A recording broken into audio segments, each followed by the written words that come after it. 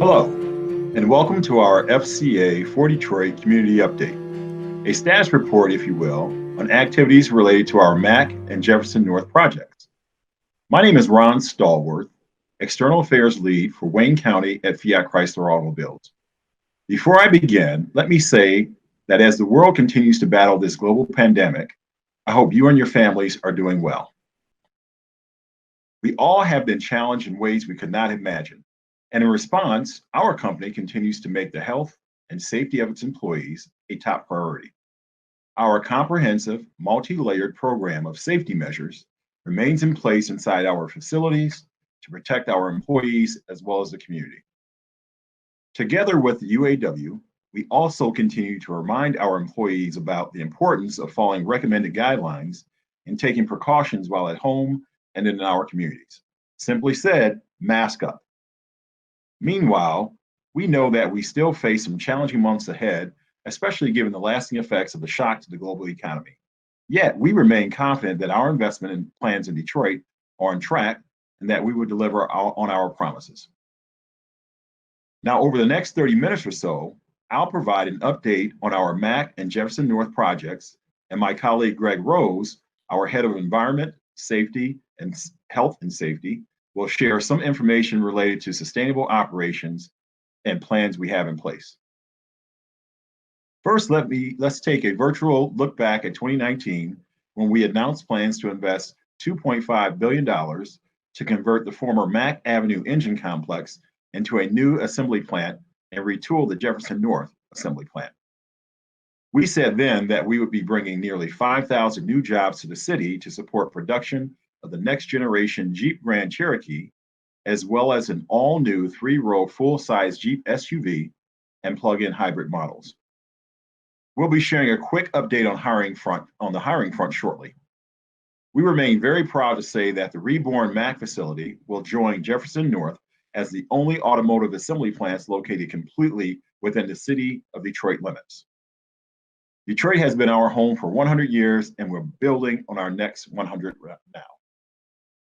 In fact, right now we're in the thick of the hiring process for nearly 3,850 jobs for the new Mack facility. What we heard from the community, especially our neighbors that live around the plant, is that they wanted the first crack at the jobs. So together with Detroit at Work, we developed a process that prioritizes Detroiters, including veterans, returning citizens, and those who live closest to the plant. I'm happy to share that the first Detroiters began interviewing on July 13th to become part of the Mack family.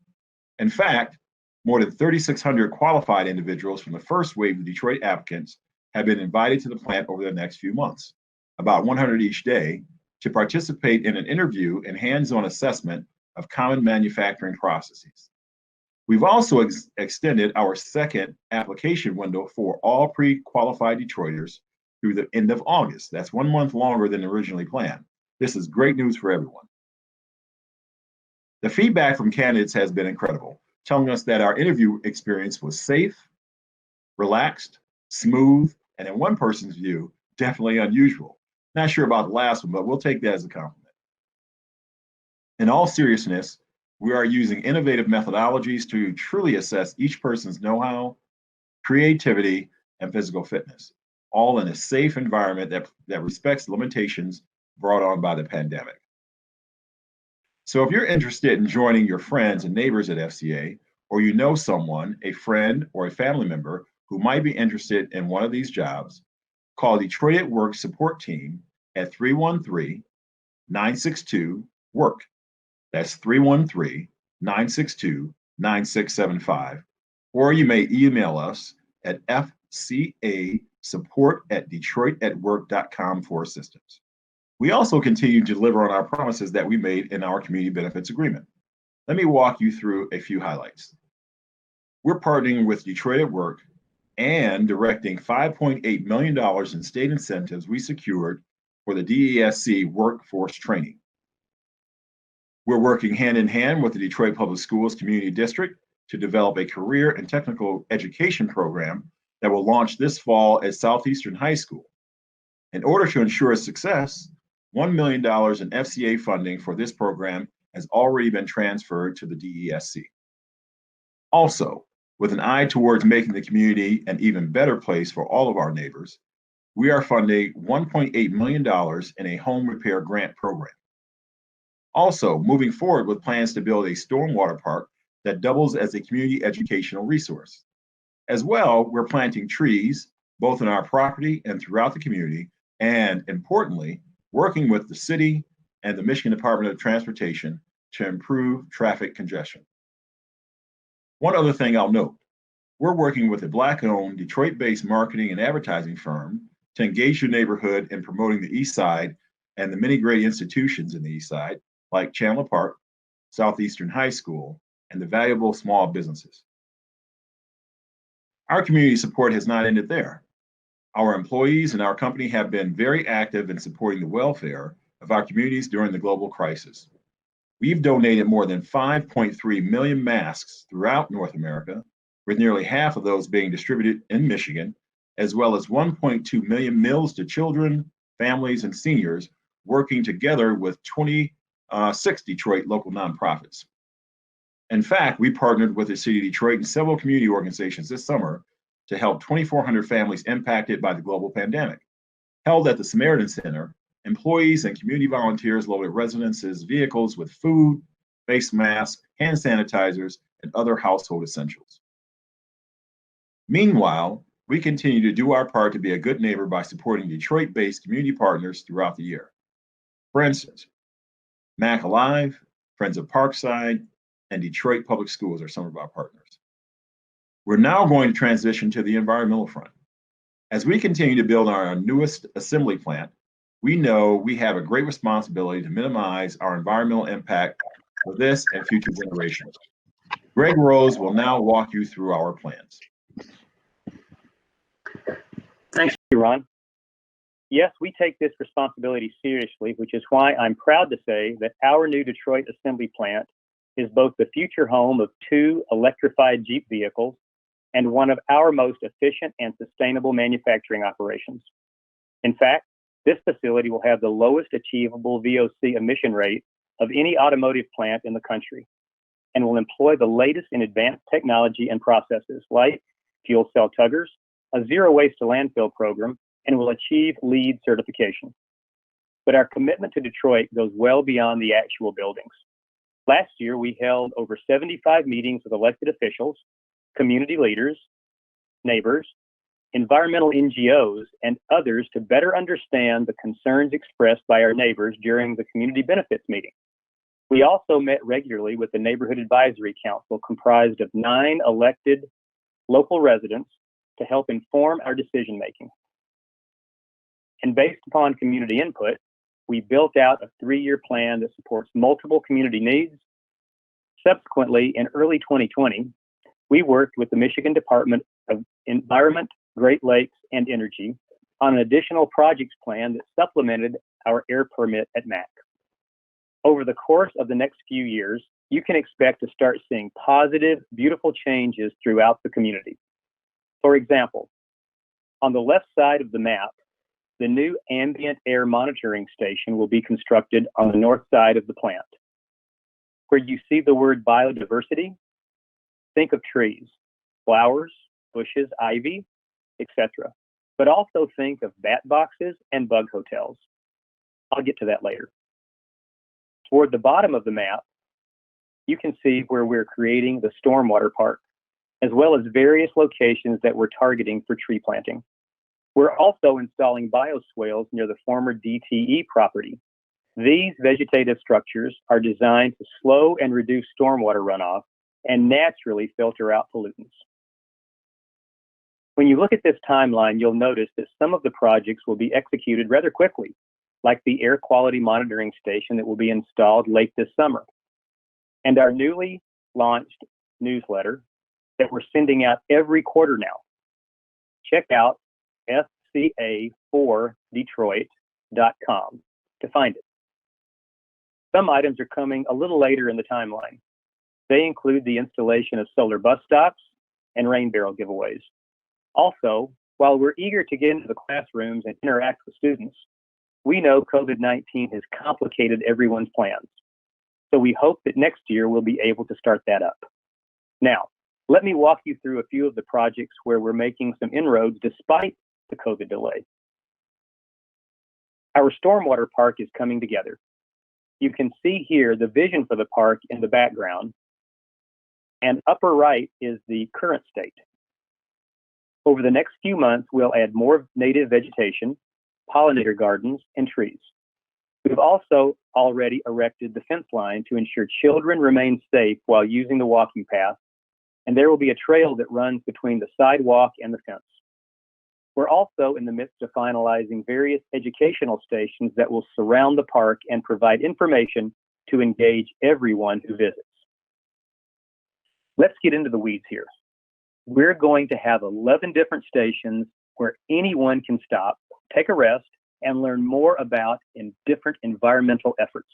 For example, at the start of the trail, stop 1, in the upper right-hand corner, we'll have a boot brush cleaning station and a supporting informational sign that will explain why boot cleaning is needed to prevent the spread of invasive species. At stop 2, we'll construct a pavilion and a trash recycling center. This space will also be used for other community education programs. We'll also have stations about preserving our pollinators. Those are our bats, bees, butterflies. You'll also find a little house, well, rather an insect house, that will be home to the many valuable insects that keep our habitats healthy. We're also hoping to build an urban vegetable garden with compost. And finally, there will be a rain garden installed, as well as plenty of Midwestern native wildflowers. Once complete in the spring of next year, we hope this area will be a thriving, buzzing neighborhood asset for all to enjoy. This next project is pretty unique. We know Detroit, specifically the east side, lacks robust data on air quality, as the closest monitoring station is at 7 Mile and Warren. We heard this feedback during multiple meetings with community and environmental leaders. So we've dedicated a location at the north end of our property where we're installing an air quality monitoring station. Please note the yellow dot on the map. The data from FCA's air quality monitoring station will be shared with the Michigan Department of Environment, Great Lakes and Energy, or as we call it, EGLE, as well as the U.S. Environmental Protection Agency. We truly hope this information will help inform decision-making and ultimately improve residents' quality of life. Again, the goal is to install this later in August and start collecting data immediately. Stay tuned for more on that. One of the other initiatives we're kicking off this fall will be a collaborative community-wide effort where we aim to engage residents and volunteers to plant 500 trees along neighborhood streets, in city parks, and other public spaces. This will be done over the next 24 months during multiple planting events.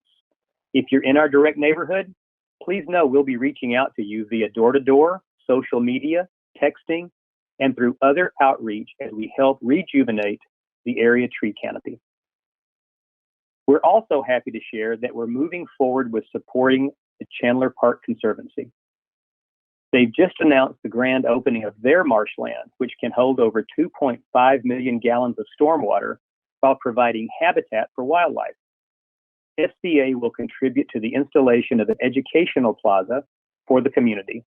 Our goal is to create a beautiful shade structure with seating so everyone from the public and educators can use the space to build an immersive environmental experience. Chandler Park will be the first in Detroit to have a marshland and environmental plaza duo. And we're proud to be following their lead by mimicking their plans in our Stormwater Park on Beneteau. Now we're going to share some information that we think is critical for everyone in the community to be aware of and to have the opportunity to comment on.